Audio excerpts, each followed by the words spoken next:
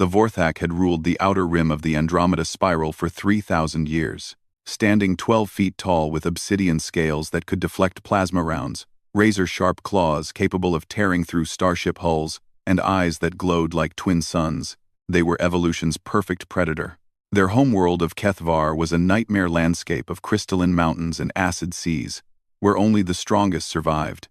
Commander Zexhai was the strongest of them all. He had earned his position through countless battles, leaving behind a trail of defeated enemies and conquered worlds. His reputation spread across 17 star systems. Pirates fled at the mention of his name. Entire fleets surrendered rather than face his ship, the Time's Blood Talon Asterisk. The Galactic Council had labeled him the single greatest threat to interstellar peace. But today, something was different. Zexhai stood on the bridge of his flagship, staring at the tactical display with growing unease. The small blue dot, representing Earth, hung in the center of the screen, surrounded by a pathetic handful of defensive satellites and outdated warships. According to their intelligence, this primitive world had only achieved faster than light travel 50 years ago. Their weapons were crude, projectile-based systems. Their ships were slow and poorly armored. It should have been easy prey. Commander, his second-in-command, Vectar, approached with datapad in hand.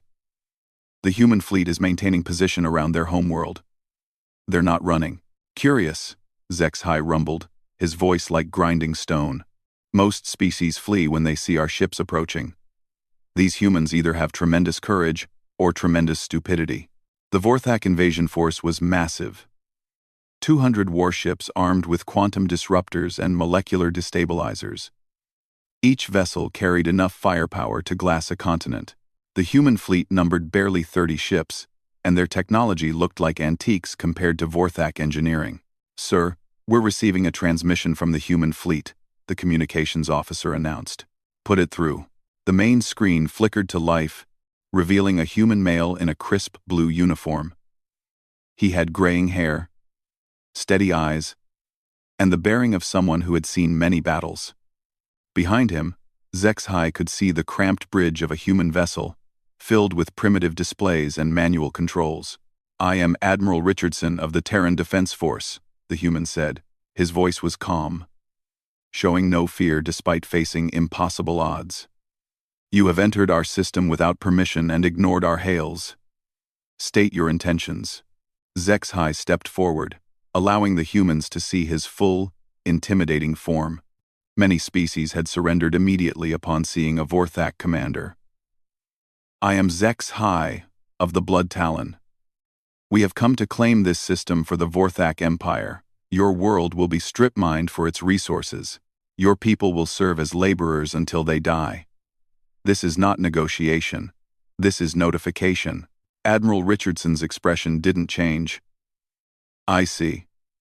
Well, Commander Zexhai, I'm afraid we'll have to decline your generous offer. This is our home, and we don't give it up easily." "Then you will die defending it," Zexhai snarled. "We have conquered 1,000 worlds. Your primitive weapons cannot harm us." "Perhaps," Richardson replied. "But we'd like to try anyway." "Earth Fleet. Battle stations." The transmission ended. Zexhai stared at the dark screen for a moment, genuinely puzzled. In 3,000 years of conquest, no species had ever responded to overwhelming force with such casual defiance. Most begged for mercy or tried to negotiate. These humans acted as if they actually believed they could win. "Commander," Vectar said quietly, "our scans show that several human ships have taken positions behind their moon. They appear to be hiding." Zexhai laughed, a sound like metal scraping against stone. "Hiding? From us? How pathetic." He turned to his weapons officer. "Target the largest human vessel. Show them what real firepower looks like." The Blood Talon's main cannon charged, building energy until it could punch a hole through a small asteroid. The beam lanced out across space, striking the human flagship dead center. The brilliant explosion lit up the void. When the energy dissipated, the human ship was still there. Damaged. Certainly. Part of its hull was glowing red-hot. But still functional. Still fighting. Impossible, Vector whispered. Our quantum disruptors should have vaporized that primitive vessel. Perhaps their armor is better than we assumed, HFY said, though he felt the first stirring of unease. All ships, open fire, destroy them quickly. The Vorthak fleet unleashed hell. 200 ships firing in unison created a light show visible from neighboring star systems. Beams of coherent energy and clouds of antimatter missiles streaked toward the human fleet. The humans scattered, their ships moving with surprising agility despite their primitive appearance. They used the moon's gravity well to slingshot around obstacles, fired wild bursts from kinetic weapons, and somehow managed to avoid the worst of the barrage, but they were still vastly outnumbered. One by one, human ships began to fall. Their hulls cracked under the relentless assault. Explosions blossomed in the void as reactors overloaded. Within an hour, half the human fleet was destroyed or crippled. They fight well for primitives, Vector admitted. But this cannot last much longer. That's when the first surprise came. The human ships hiding behind the moon suddenly appeared, moving faster than anything their size should be able to travel. They had somehow strapped massive rocket engines to their hulls, turning cargo vessels into improvised ramming ships. Before the Vorthak could react, 3 human ships slammed into the invasion fleet at tremendous velocity. The impacts were devastating. 2 Vorthak destroyers were completely destroyed, their quantum cores rupturing in chain reactions that took out nearby vessels. A third ship was left spinning helplessly, its engines torn away and atmosphere venting into space. What kind of madness is this? HFY roared. They're using their own ships as weapons. The second surprise came from Earth itself. The planet's surface erupted with thousands of launch signatures as every missile, rocket, and projectile weapon on the planet fired simultaneously. The barrage wasn't aimed at the Vorthak fleet. Instead, it was targeted at specific points in space around the battle zone. Commander, they're deploying some kind of debris field, the sensor operator reported. Millions of small objects scattered throughout our formation. Debris. What possible threat could... The third surprise answered his question. The seemingly primitive human weapons weren't firing standard projectiles. They were launching guided munitions, tiny, smart missiles that could adjust their trajectory mid-flight. Thousands of them swarmed through the Vorthak formation like angry insects, seeking out weak points in ship armor and detonating against sensor arrays, weapon hardpoints, and engine components. Individually, each munition was too small to seriously damage a Vorthak warship. But thousands of them, coordinated by advanced human computing systems, created death by 1,000 cuts. Ships began losing systems. Weapons went offline. Navigation became erratic. These humans, Vector said in amazement, they're not fighting like any species we've encountered. They're not trying to match our firepower. They're trying to outwit us. Vector said in amazement. HFY had to admit his lieutenant was right. Every species they had conquered before had tried to fight the Vorthak on their own terms. Ship against ship, weapon against weapon, the humans were fighting asymmetrically, using speed, cunning, and tactics the Vorthak had never seen before. But it still wasn't enough. Despite their clever strategies and unexpected courage, the humans were losing.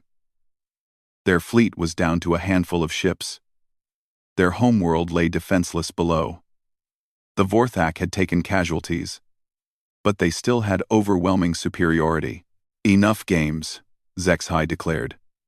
All ships, form bombardment formation.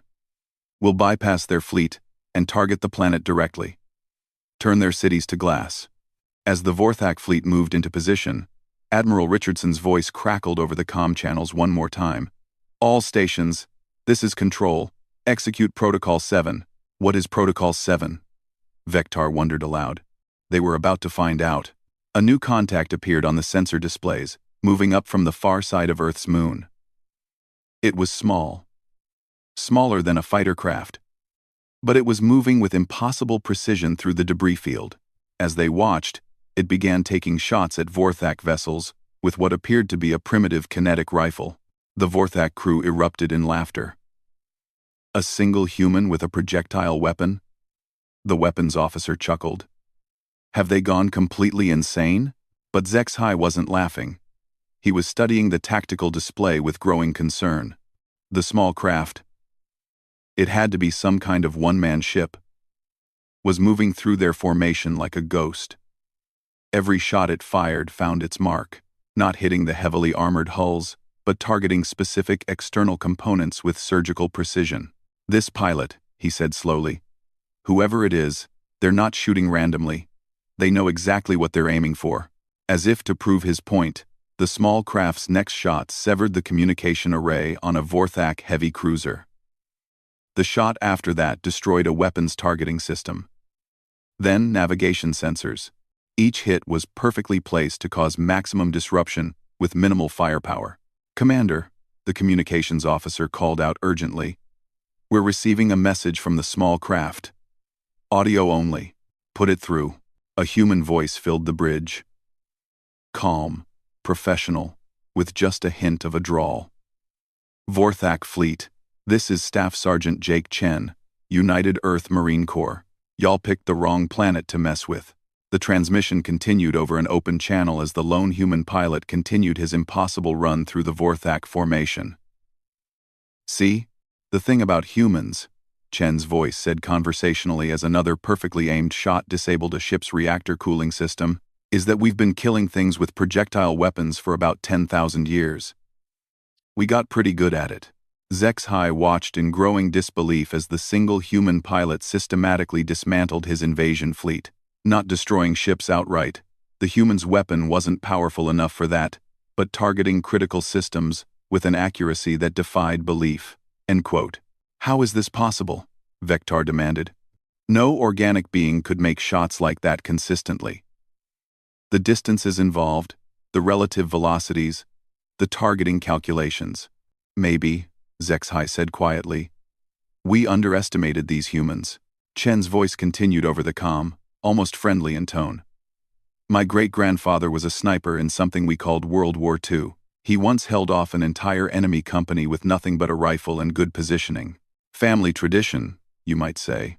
Another shot rang out, and the lead Vorthak dreadnought suddenly found itself unable to turn to starboard as its maneuvering thrusters went offline. "Now, I know what you're thinking," Chen continued. "This is just one guy with a gun. How much damage can he really do? Well, let me tell you something about humans. We don't fight fair. We don't give up. And we've been practicing warfare a whole lot longer than you might think." The small human craft suddenly accelerated, using what looked like a gravity assist maneuver around a piece of space debris to slingshot directly toward the Blood Talon. HFY's crew scrambled to target the approaching ship, but it was too small and moving too erratically for their heavy weapons to track. "All point defense systems, fire!" HFY commanded. The Blood Talon's close-range weapons filled the space around the ship with deadly energy, but the human pilot threaded through the barrage like he was dancing. At the last possible second, he fired one more shot. The projectile, probably just a simple metal slug, struck the Blood Talon's primary sensor array with perfect precision, creating a cascade failure that blinded the flagship's targeting systems.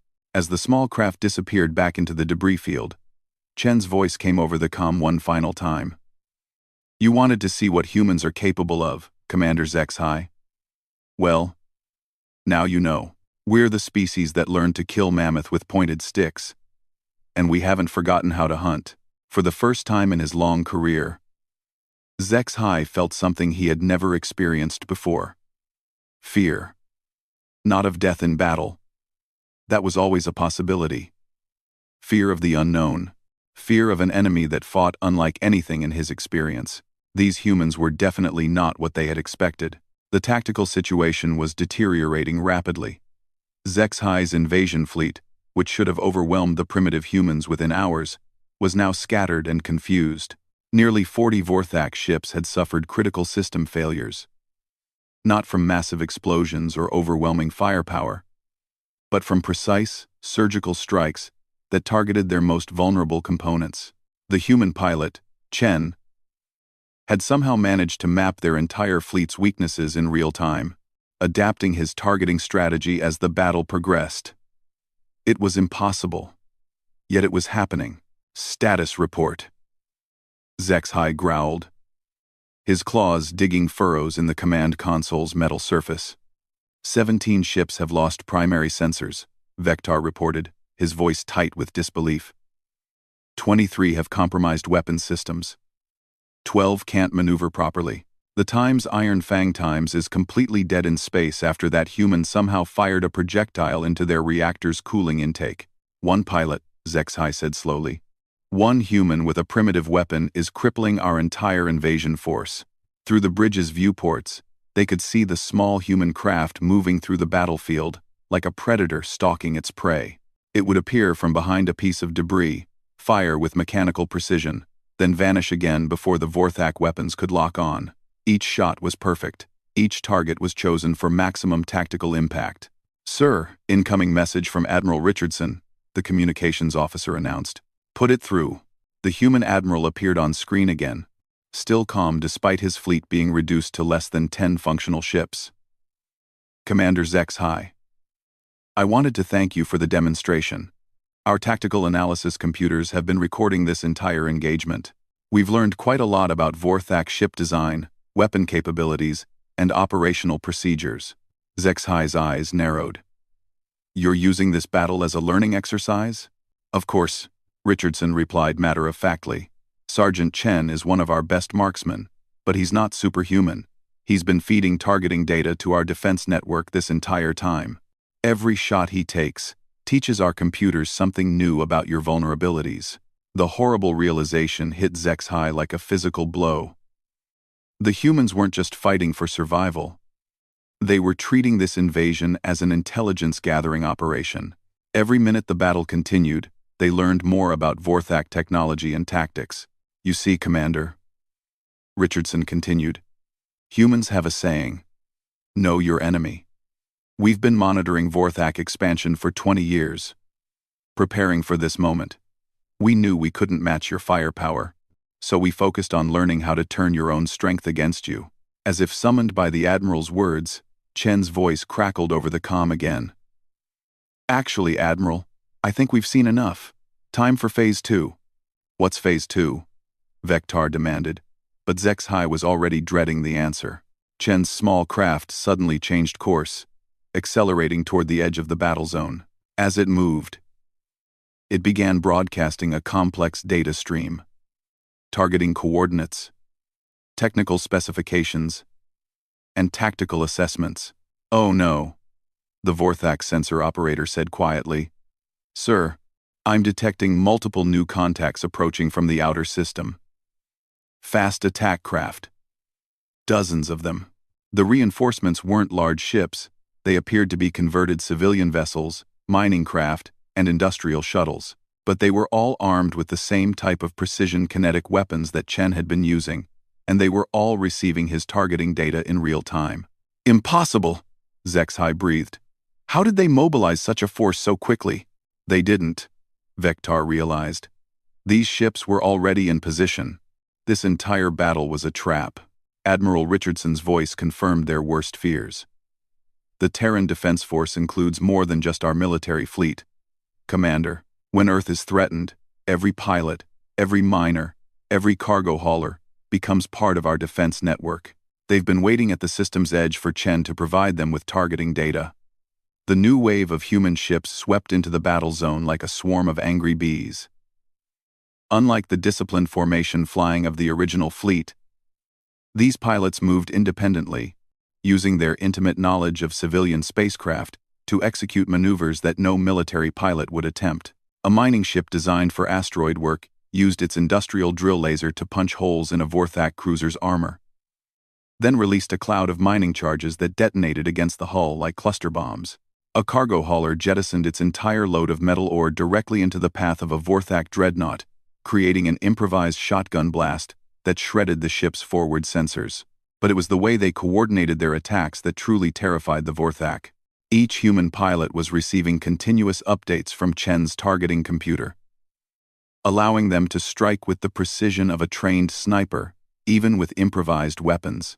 "This isn't warfare," Vector said in amazement. "This is artistry." Chen seemed to hear him somehow, because his voice came over the comm with what sounded like amusement. "You know, my buddy Rodriguez always said I was more artist than soldier." Guess he was right. The small craft appeared again, this time positioning itself directly between the Blood Talon and the rest of the Vorthak fleet. It was an audacious move. Chen was deliberately making himself a target to draw fire away from the civilian ships. "All weapons, target that craft," Zexhai commanded. "I want him destroyed." Every functional gun on the Blood Talon swiveled toward the human pilot. Energy beams and missile volleys filled the space around Chen's ship. But somehow, he continued to dance between them. His movements weren't random. They followed a pattern that Zexhai slowly began to recognize. "He's not just evading," the Vorthak commander said slowly. "He's hurting us." Chen was using the Blood Talon's own weapons fire to drive the flagship into a specific position relative to the rest of the fleet. Each evasive maneuver was calculated to force the Vorthak ship to adjust its heading slightly, gradually boxing it into a tactical corner. "Sir, we're receiving multiple targeting locks from the human civilian fleet," the weapons officer reported. "They're all focused on us." "How many?" Zexhai asked, though he already suspected the answer would be unpleasant. "All of them, sir. 87 individual craft, all with weapons trained on our position." Through the tactical display, Zexhai could see the web of targeting lasers converging on his flagship. The humans had maneuvered their entire improvised fleet into position for a coordinated strike, using Chen's precise positioning to set up a crossfire that would devastate the Blood Talon. But there was something else in the display that made his blood run cold. The targeting pattern wasn't random. It was surgical. The humans weren't planning to destroy his ship. They were planning to disable it completely, leaving him and his crew helpless but alive. "They want to capture us," he said in disbelief. Richardson's voice came over the comm, confirming his fears. "Commander Zexhai, you have 30 seconds to surrender your vessel. Cut your engines and prepare to be boarded.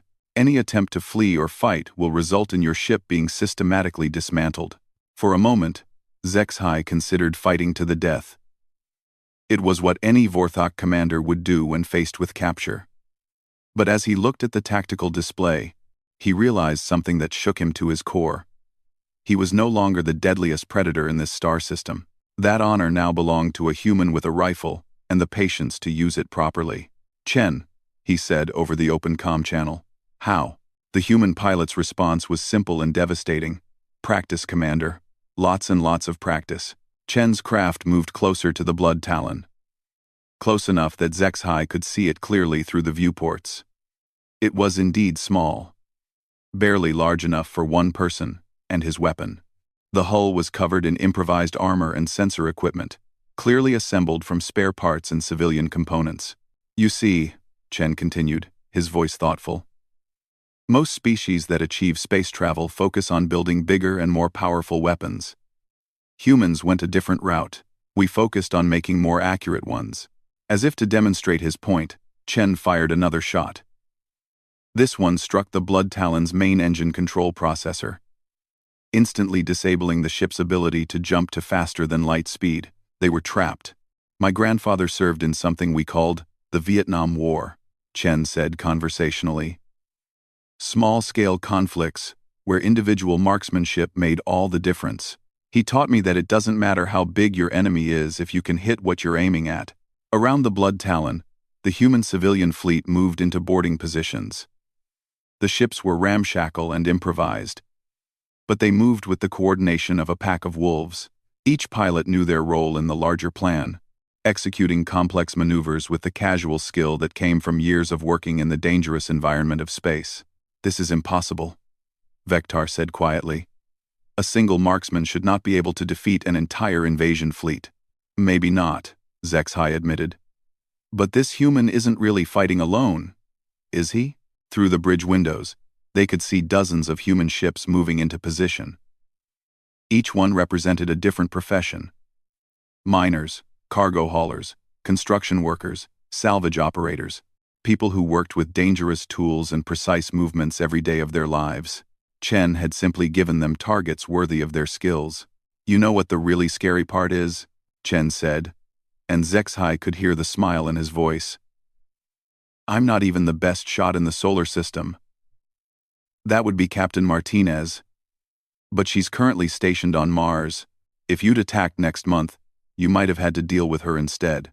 The Blood Talon shuddered as the first human boarding craft attached to its hull. Through the ship's internal sensors, HFY could see armed humans moving through the corridors, systematically taking control of critical systems. They moved like professionals, not bloodthirsty conquerors. They secured prisoners, provided medical aid to the wounded, and began the process of cataloging Vorthak technology with the methodical patience of scientists. Commander HFY, Admiral Richardson's voice came over the comm one final time. Please report to your main hangar bay for surrender proceedings. And, Commander? I think you'll find that being captured by humans is quite different from what you might expect. As Vorthok security forces throughout the ship laid down their weapons, HFY found himself facing a truth that challenged everything he thought he knew about warfare and strength. The deadliest predator in the galaxy wasn't necessarily the biggest or the strongest. Sometimes, it was simply the most patient, the most precise, and the most willing to turn an enemy's own power against them. Chen's final transmission came through as HFY prepared to surrender his ship. Welcome to Earth, Commander. Hope you enjoy your stay. For the first time in his 3,000 years of conquest, HFY realized he might not be the apex predator he had always believed himself to be. These humans had just taught him a lesson about the difference between brute force and true lethality. And the lesson wasn't over yet. The surrender ceremony took place in the Blood Talon's main hangar, but it was unlike anything HFY had ever experienced. There were no chains, no public humiliation, no display of conquered trophies. Instead, the humans had arranged simple chairs in a circle, like some kind of diplomatic meeting.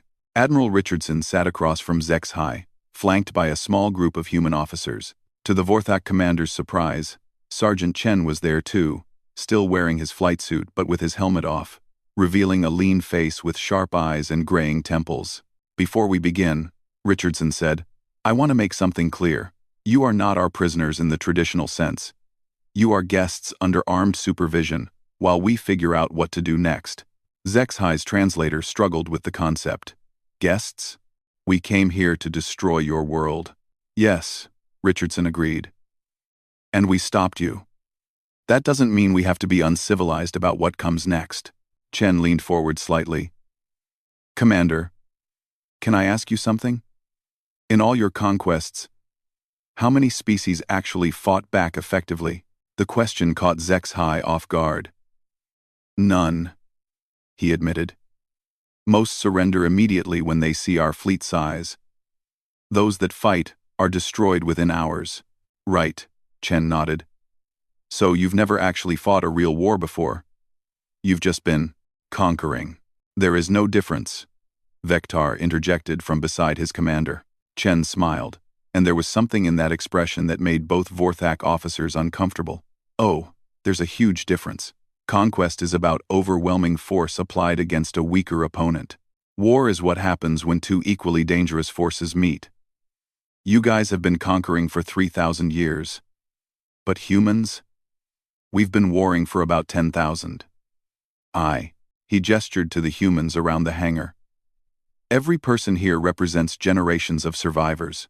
We come from a species that fought its way to the top of a death world's food chain, using nothing but intelligence, persistence, and the willingness to cooperate when it counted.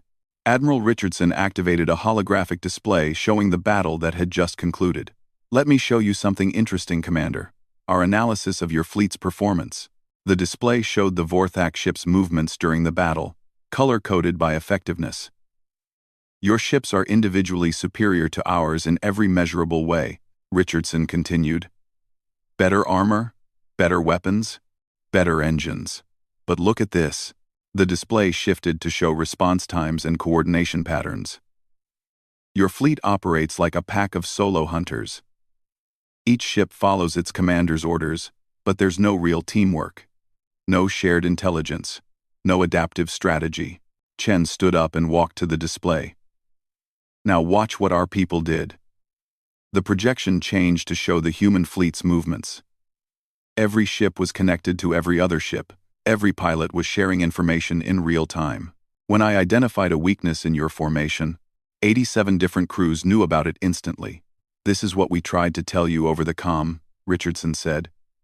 "Humans don't fight fair, and we don't fight alone. Ever."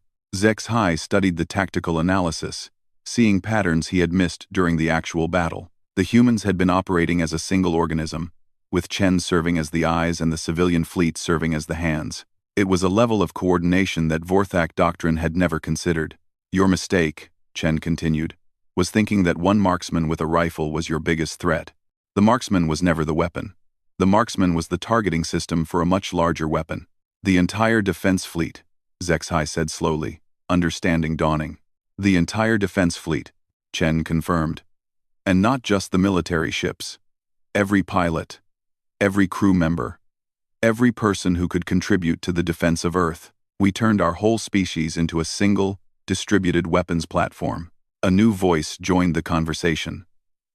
"It's actually more impressive than that." Everyone turned to see a small, elderly human woman approaching. She moved with the careful gait of someone used to low-gravity environments. "Dr. Sarah Chen," Admiral Richardson said, standing respectfully. "Our xenobiology specialist." "And Jake's grandmother." The old woman settled into a chair with a slight smile. "I've been studying the recordings of this battle, and I've reached some interesting conclusions about Vorthak psychology and tactics." She activated her own datapad, showing detailed scans of Vorthak ships. "Your species evolved as apex predators on a hostile world. This shaped your approach to conflict.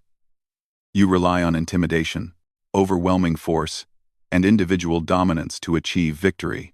HFY felt uncomfortable being analyzed like a specimen, but he couldn't deny the accuracy of her assessment. "The problem, Doctor," Chen continued, "is that you've never faced a species that evolved differently. Humans didn't start as apex predators. We were prey animals that learned to hunt in groups. We developed intelligence and cooperation as survival tools." She gestured to Jake, who had returned to his seat. "My grandson isn't just a good marksman because of individual skill. He's good because he represents thousands of years of human evolution. The ability to remain calm under pressure, to calculate complex variables instantly, and most importantly, to trust his team completely." "When Jake took that shot at your sensor array," she said to HFY, "he wasn't trying to win the battle by himself. He was creating an opportunity for everyone else to contribute. That's the fundamental difference between our species." Admiral Richardson pulled up another display, this one showing the current status of both fleets. "Which brings us to our current situation. We've captured your entire invasion force intact. Your ships, your technology, your crew, all of it. Are you going to execute us?" HFY asked. "Execute you?" Richardson looked genuinely puzzled. "Why would we do that?" "Because that is what conquerors do to defeated enemies." "Ah," Chen said, understanding. "But we're not conquerors. We're defenders." "There's a difference." Jake stood up again. "Commander, what do you know about human history? Specifically, what we call the World Wars."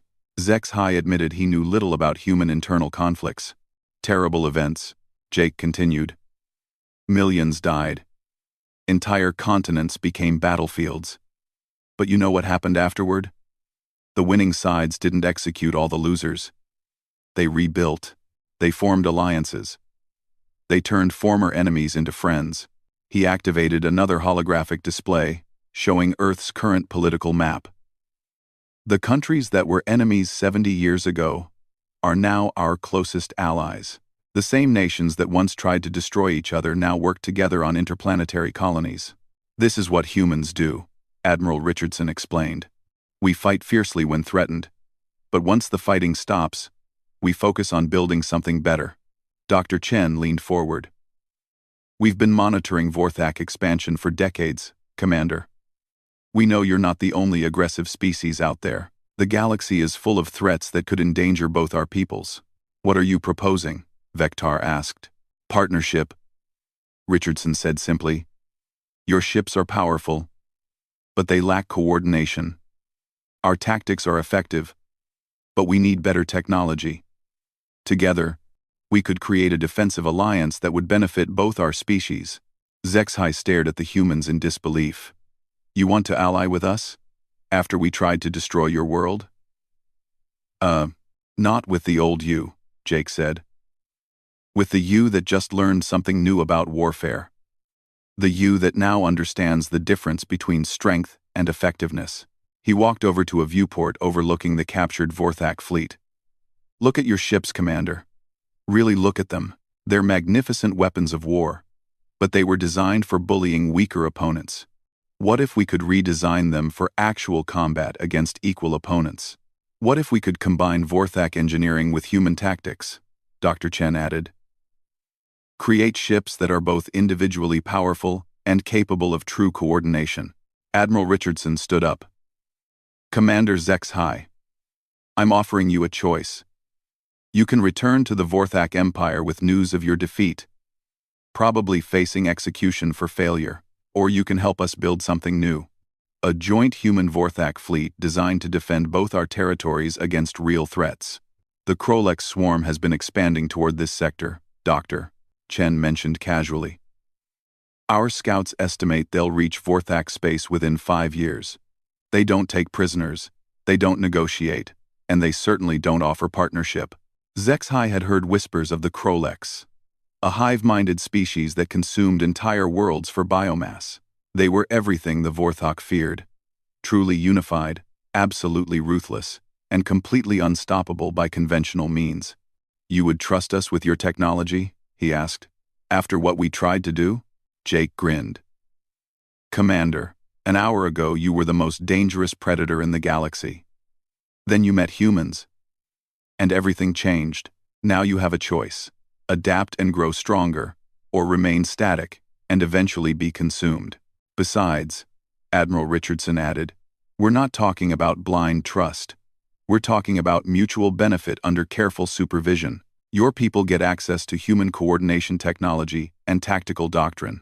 Our people get access to Vorthak engineering and firepower. And both of us get to survive what's coming, Dr. Chen said quietly. Zexhai looked around the hangar at the humans who had defeated him so thoroughly. They weren't gloating or demanding submission. They were offering partnership to their former enemy, treating the Vorthak as potential allies rather than conquered subjects. It went against everything he had been taught about strength and dominance. But then, everything he thought he knew about warfare had been proven wrong in the past few hours. If we agreed to this partnership, he said slowly, what would happen to my crew? To my ships? Your crew would be retrained in human tactical doctrine, Richardson replied. Your ships would be retrofitted with human coordination systems. You would serve as the commander of the first joint human Vorthak squadron. And if the partnership doesn't work? Jake's expression grew serious. Then, we'll deal with that problem when it comes. But Commander, I don't think it will come to that. You know why? Zexhai shook his head. Because you're not the same Vorthak who entered this system this morning. You've learned something about real warfare, about the difference between conquest and survival. You've evolved. Dr. Chen smiled. That's what humans do, Commander. We change, we adapt, we turn enemies into allies and obstacles into opportunities. The question is, are you ready to evolve too? Zexhai looked at Vektar, seeing uncertainty and possibility in his lieutenant's eyes. Then he looked back at the humans who had defeated him so completely. I accept your offer, he said finally. But I want to learn how to shoot like Sergeant Chen. Jake laughed. That, Commander, is going to take a lot of practice. But I think you'll find that humans make pretty good teachers. As the formal negotiations began, Zexhai realized that the deadliest beast had indeed faced death in this star system. But instead of dying, it had been transformed into something new. Something better. Something that could survive in a galaxy where the old rules of conquest no longer applied. The age of Vorthak dominance was over. The age of human Vorthak cooperation was about to begin. And somewhere in the void between stars, threats far worse than either species had faced alone were about to discover what happened when prey animals learned to hunt and apex predators learned to cooperate. The Marksman had changed everything, not with the bullets he fired, but with the lesson he taught. That true strength came not from standing alone at the top of the food chain, but from lifting others up to stand beside you.